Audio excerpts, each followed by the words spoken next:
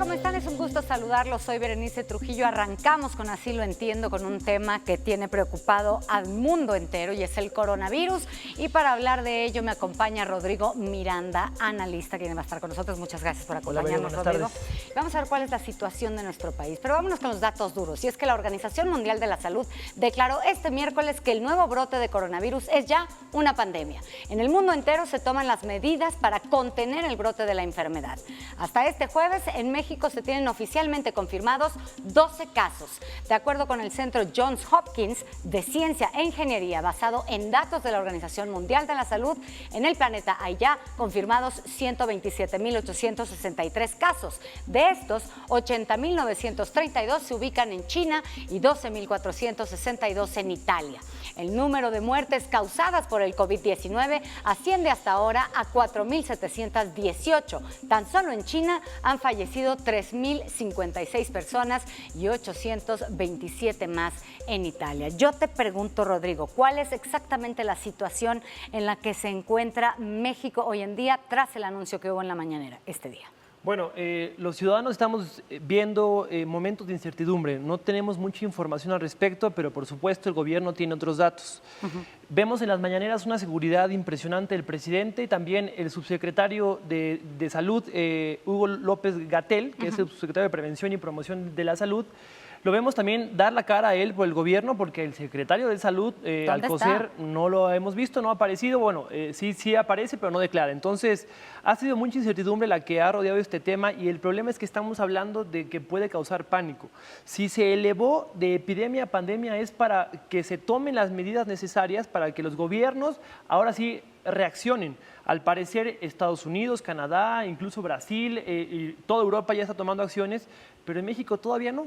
En México siguen dejando ingresar a las personas con vuelos europeos sin un tipo de medida, digamos, preventiva. Por ejemplo, hace unos minutos veía yo en la página de Mega Noticias TVC de Facebook que un cantante mexicano venía llegando de España y estaba impresionado porque no le revisaron nada.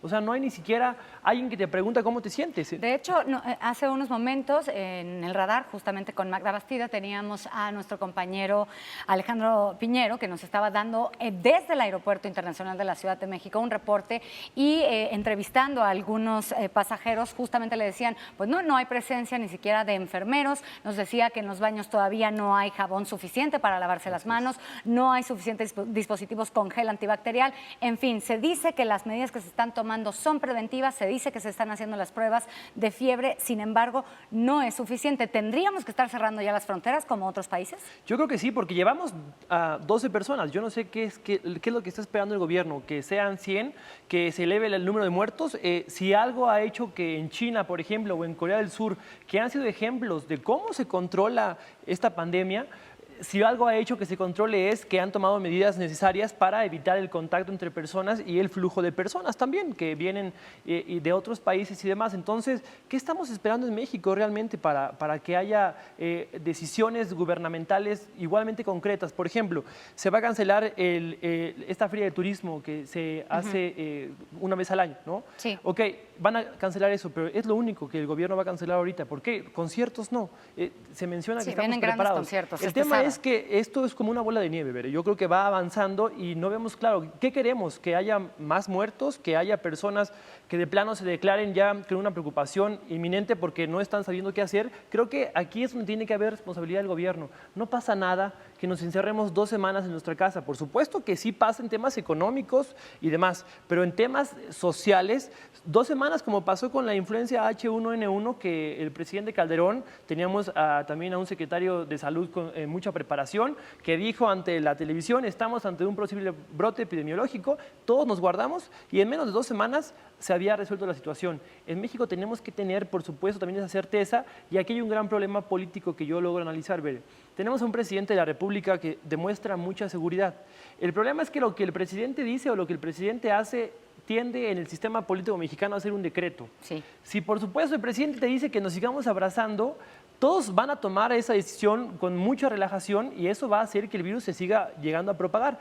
Y el problema no es que se propague y que la gente se cure, porque sabemos que es un mal que tiene cura. El problema es que nuestro sistema de salud, desafortunadamente, no es ni como el de Estados Unidos, ni como el de Italia, ni como el de China, ¿no? Que en China 10 días se construyó un hospital. Entonces, la pregunta del millón es, México, ¿cuán preparado está para poder enfrentar una epidemia y ahora ya una pandemia? Porque vemos que el gobierno tiene seguridad y los que no tenemos seguridad, desafortunadamente, somos los ciudadanos. Y si te parece, vamos a hablar justamente de cuál es la diferencia entre epidemia y pandemia. Como ya le decíamos al inicio, la OMS declaró pandemia al coronavirus. El brote ya está presente en más de 140 países. Hasta el momento han muerto más de 4.700 personas y hay más de 127.000 infectados. Pero, ¿qué representa una pandemia? Ponga mucha atención.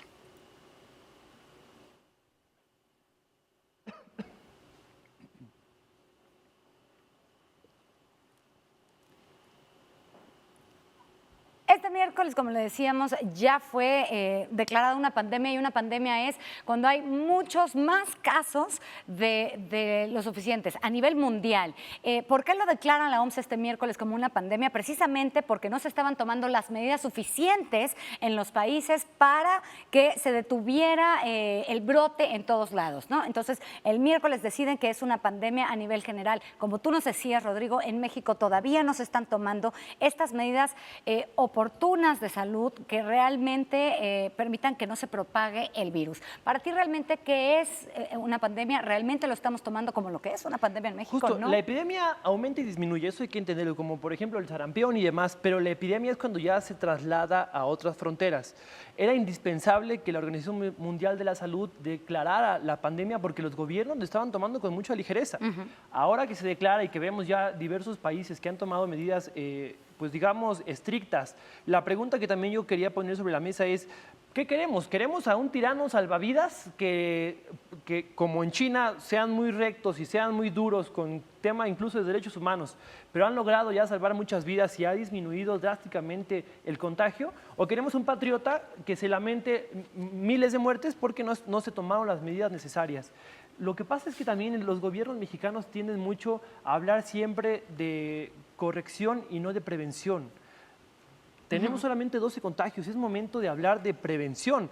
¿Qué va a hacer el gobierno? Y yo la otra pregunta que quiero dejar es si realmente el INSABI, el IMSS y la Secretaría de Salubridad tienen la capacidad para enfrentar una pandemia, porque pues si lo vemos con que faltan jeringas, vemos que faltan materiales de curación y demás, realmente ese sistema de salud mexicano que tiene muy poco tiempo de haber reiniciado, porque recordemos que apretaron el botón de resetear y lo volvieron a iniciar como si de hacer enchiladas se tratara. Entonces, ¿cuál es la capacidad del gobierno mexicano realmente para enfrentar una pandemia? Porque, insisto, también un tema muy importante.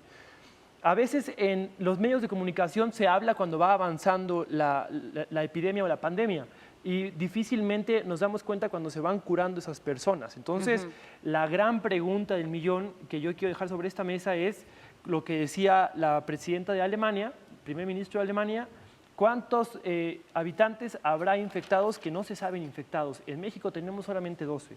¿Será que solamente son 12 o tendremos más infectados que aún no han mostrado síntomas? Y eso que estás diciendo me llama la atención. Según las declaraciones que hizo Angela Merkel, si esto fuera cierto y si esto siguiera este curso, en México habría al menos 84 millones de personas infectadas si esto realmente alcanzara una pandemia en nuestro país, de las cuales sin duda alguna no creo que estemos preparados, como decías tú, al menos el sistema de salud para atender. Ahora, hay que hablar de la economía. ¿Qué pasa con la economía de México cuando ya veníamos viendo un panorama gris, ¿no? Al menos de un crecimiento nulo por lo pronto en 2020, en el que el presupuesto quizás no alcance? Si se nos acabara los fondos catastróficos, si se nos acabara el dinero, ¿qué habría que hacer entonces para poder enfrentar una pandemia como esta? Acercarnos a los organismos internacionales que muchas veces el actual presidente de la República históricamente había cuestionado. Esos organismos mundiales que se encargan de dar apoyos financieros y sociales, por supuesto, a los gobiernos, aunque hayan sido críticos, como es el caso del presidente de la República actual. El tema también aquí es muy importante, que se está propagando la información. Yo creo que la pandemia es más de desinformación que del virus.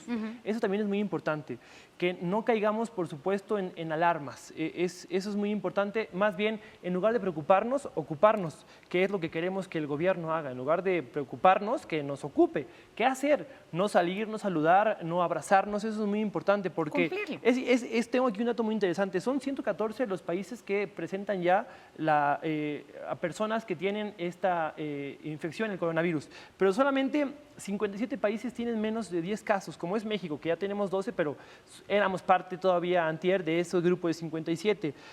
Lo demás, el 90% de los infectados por coronavirus están solamente en 9 países. Entonces, evidentemente vemos que en noticias, y ya llegó a China, y ya llegó a Japón, y vemos que ahora el presidente de Brasil, por ejemplo, al parecer tiene ya, y Tom Hanks, y el presidente de Canadá quizás. Entonces, eso por supuesto causa alarma.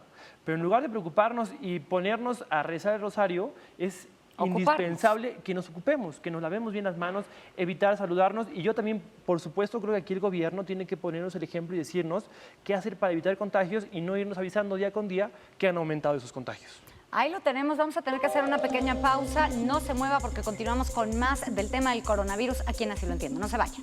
Bueno, pues gracias por continuar con nosotros en Así lo Entiendo. Sin duda alguna hay una gran preocupación, no solamente en nuestro país, sino a nivel mundial, por esta pandemia que es ya el coronavirus. Ahora, ¿todo es color de negro, Rodrigo? No, Bere, es muy importante. También, aunque parezca fantástico y sorprendente, también hay buenas noticias sobre el coronavirus. Ha habido muchos científicos que han declarado en la prensa internacional cuáles son esas buenas noticias que esta ahora ya pandemia nos ha traído. Una, por ejemplo, que quiero compartirles es que ya sabemos qué es.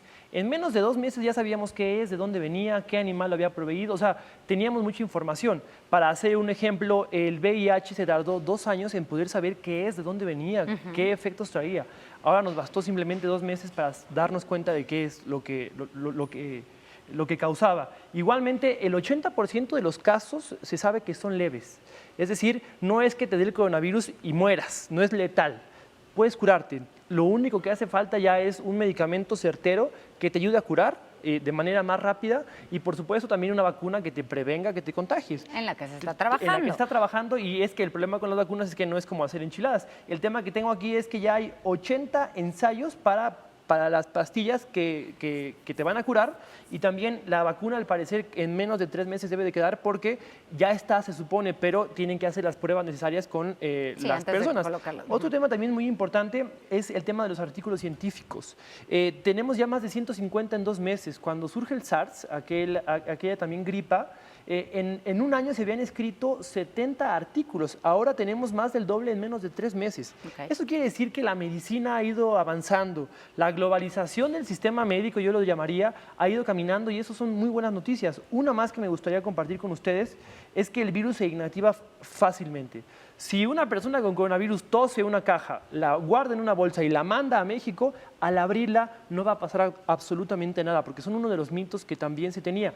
Desafortunadamente, la Organización Mundial de la Salud, por ejemplo, tuvo que desmentir al gobierno mexicano porque el subsecretario de Prevención en Salud dijo que por el clima el virus era menos propenso a propagarse. Esto es falso.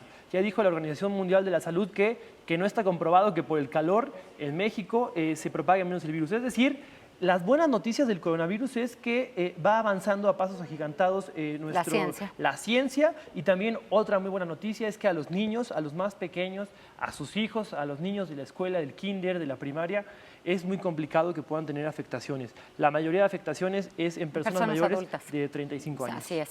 Pues hay que tener cuidado. Usted ya sabe cuáles son, sin duda alguna, las medidas de prevención que tiene que tomar. Hay que tomar acción, como bien decíamos, hacer caso de estas restricciones. Si usted no tiene que salir a eventos masivos, no lo haga, evite tener contacto con muchas personas. Si va a estornudar o si tiene signos de algún tipo de gripe, pues acuda inmediatamente al médico. Prevenir es, sin duda alguna, la clave de esta gran pandemia que tenemos. Rodrigo, muchas gracias por estar aquí con nosotros. Gracias, muy buenas tardes. Muy buenas tardes. ¿Qué tenemos, Tania, en Contrastes? Bere, pues vamos a continuar con este tema. Se están tomando las medidas adecuadas aquí en México y vamos a dar pues un recorrido por distintos puntos, vaya a nivel internacional, pero también nacional, de cómo se está tratando este tema en distintos pues lugares de México. Quédese con nosotros. No se mueva, quédese con Tania, por supuesto. Yo lo veo el día de mañana con más de Así lo entiendo. Les recuerdo que se ponga en contacto con nosotros a través de nuestra línea de WhatsApp que está apareciendo en estos momentos en pantalla, que baje nuestra aplicación de Mega Noticias TVC o se ponga en contacto con nosotros a través de todas nuestras redes sociales, donde nos encuentra como @Mega Noticias TVC. Ahí lo estaremos esperando. Hasta luego.